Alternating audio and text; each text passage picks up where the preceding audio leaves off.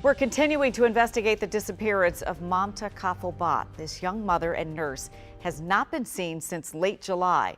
Mamta's husband, Naresh, is charged with concealing a dead body, but tonight that body still hasn't been found. Katie Lusso has been helping to lead our coverage of Mamta's story.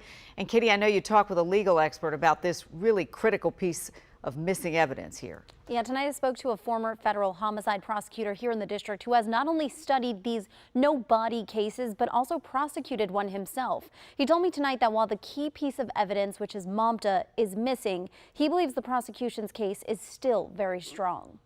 It's actually quite strong of a case. Tad DeBias, a former U.S. attorney here in the district and an expert on no-body murder cases, hasn't spoken to investigators involved in Mamta Kafle Bhatt's disappearance, but has been following the case as well as her husband Naresh Bhatt's subsequent arrest on a charge of concealing a dead body. You have evidence of recent purchase of a weapon, damning statements that are, entered into Google, blood in the house. All of those things are the types of things you see in these cases. No-body murder cases can often be very difficult to get to trial.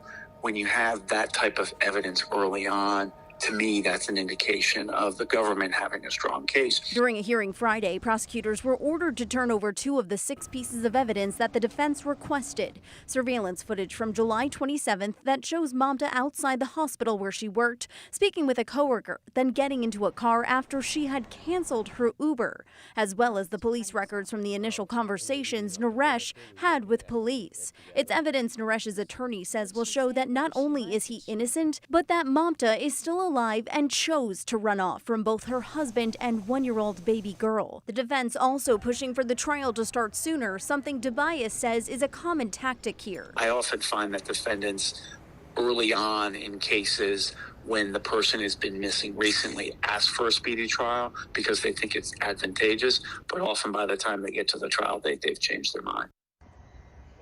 Now, Naresh Bhatt is due back in court on Monday, and we expect a trial date to be set during that hearing.